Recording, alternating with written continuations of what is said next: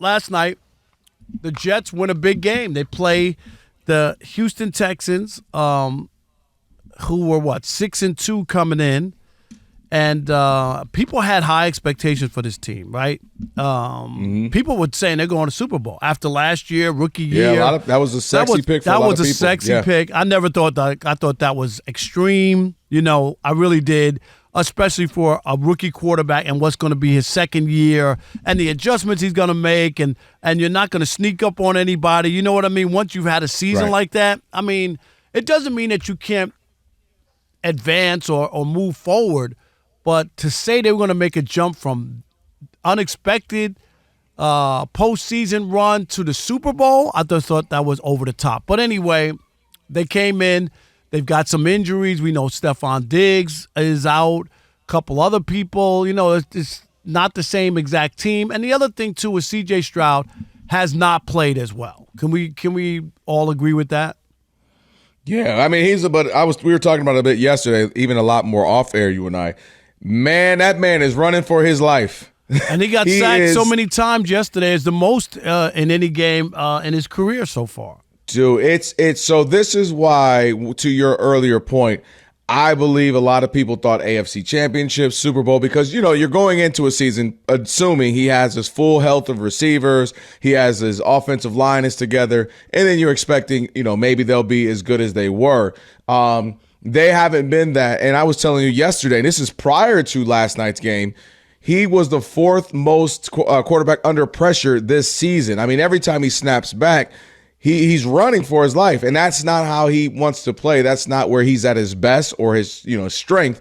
So we're obviously seeing the worst version of the Houston Texans this year, and now you have Diggs out for the season, and Nico Collins, his best receiver, or at least his favorite, has been out for several weeks. So we're just looking at a rough version of them. It's kind of maybe even a miracle that they were 6-2 going into last night.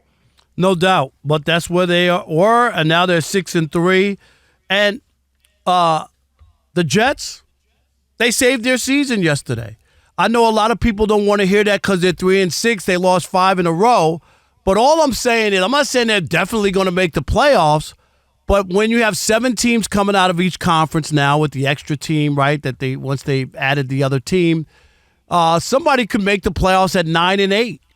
The Jets could get on a run the way that they lost 5 in a row. They could win 4 or 5 in a row and really get back in it. They finally looked after, and we watched this together. The first half was awful. And boy, did they look much better in the second half as they finally put together a good second half, won a game against a good team, or at least coming in, one of the best teams in the AFC. Do I say that they clinched anything? No. But I do say that their season is still alive. Had they lost at home in that situation with the Texans down some players, on the road or whatever, then I don't know how you could look at that Jets team with 6 straight losses in the season and think that even though they're mathematically not eliminated last night if they would have lost, that they could recover. So I think it was a big win as far as confidence, and I think that now they have something to build on as they go forward.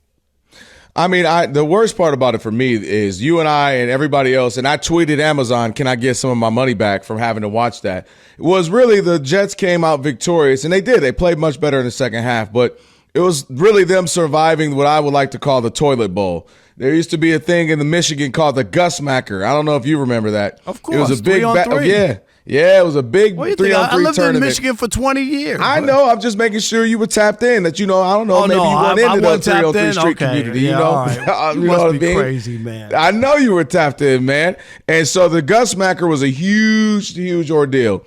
And if you lost, and if you lost again, you went into what was called the toilet bowl. And a chance to win like you were the best of the worst. And that's what the Jets really, to me, they just won the toilet bowl. It was not a bad against the game. Houston Texans. I can't buy that. They came in 6-2. This version of the especially last night. They were leading. I mean, they were leading in the game. The Jets were terrible to start the game. The Texans still could have won that game. And they could have. What I'm saying is if Stephon Diggs goes in, at least I got another option at receiver. And then, okay, maybe they're still a very viable team. He has no Nico Collins, no Stephon Diggs. His offensive line lost his starting guard for I think it's the season.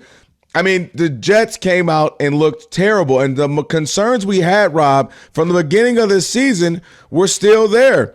They were making terrible offensive penalties. They seem to be not in sync. They're making terrible defensive blunders. They're hitting the punting, the roughing the kicker, giving extra possessions. Yeah, they just look like a bad team. But they were down 7-0. They were held scoreless in the first half.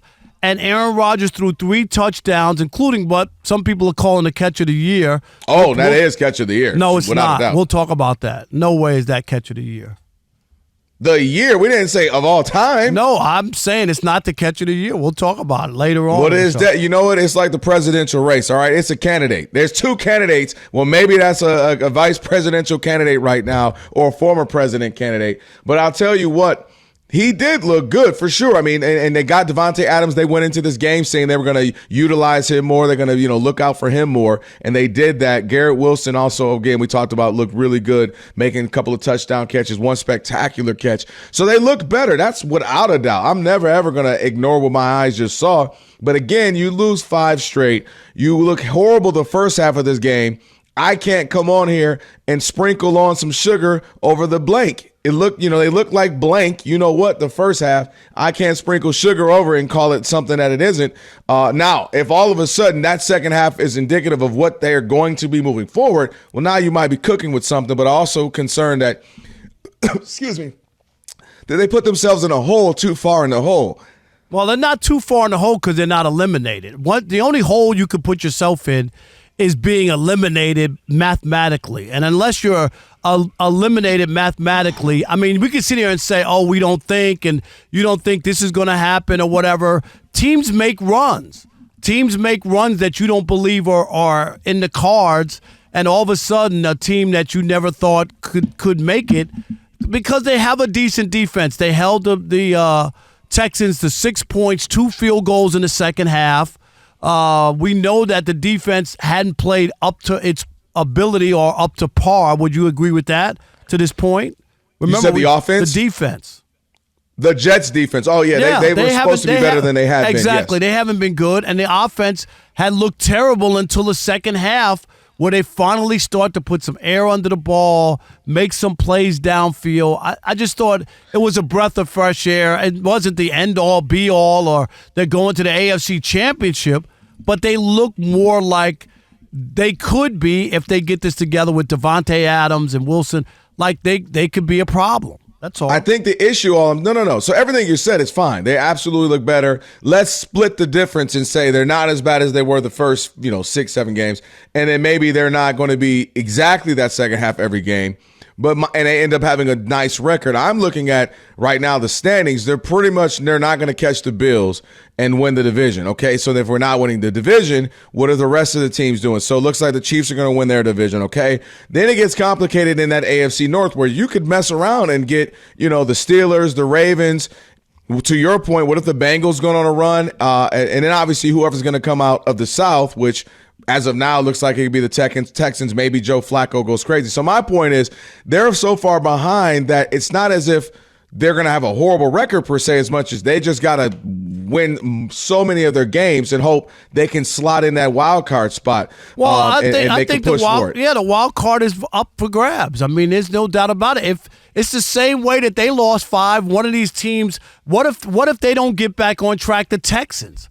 I mean, like that could be. They're slotted to win the division, but I'm just saying a team can have a bad patch as well and fall out, or another team that's in that they beat each other up in the North, right? Because the Ravens and those teams all have to play each other. Somebody's got to win, somebody's got to lose. So there's a chance that one of those teams, right? It might be Cincinnati can't make it because they have to lose to the Ravens and have to lose to play the Steelers and all that. To your point, here's what's in their favor. We've talked about this for years. Typically when if you're talking about the Patriots, I get to just beat up on my own division. They get to beat up on their division. And if you're looking at hypothetically, if they were to win, you're looking at some of the games they have coming up and you say, okay, maybe we got a chance. When You look at their upcoming schedule. You have the Cardinals, which aren't world breeders. That's a winnable game. The Cardinals are, about a 500 team.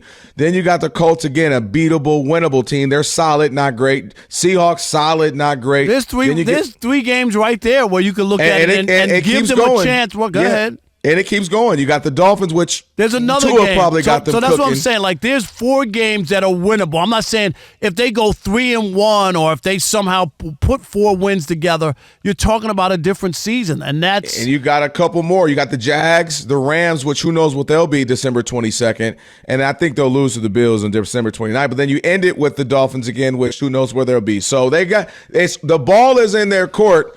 They got to dig themselves out of a big-time hole, the Grand Canyon-size hole, but, So anything's it sounds possible. like I flipped you now. I flipped you. No, you said that they didn't save the season, and now you're saying when you look at the schedule and all that the gives stuff. them hope. I think they're too far in the hole, but if anything gives them hope, so you're it's the saying schedule. here right now that there's no way they can make the playoffs. Is that what you're saying? I don't think they make the playoffs. No, I didn't ask you that. I said there's no way. Are you saying that they will not make the playoffs? I said I don't think they make the playoffs. Okay. I just want to hear it from your mouth.